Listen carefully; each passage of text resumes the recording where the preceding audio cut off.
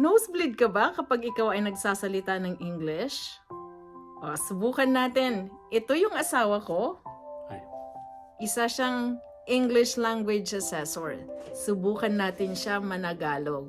Tingnan natin. Ready? Ready. Sige nga. Sky, Kalawakan. earth, Kalupaan. ocean, Karagatan. I will plant, Magtatanim ako. kamatis, tomatoes. Yes, kamatis. I will plant tomato. Magtatanim ako kamatis. Okay, great.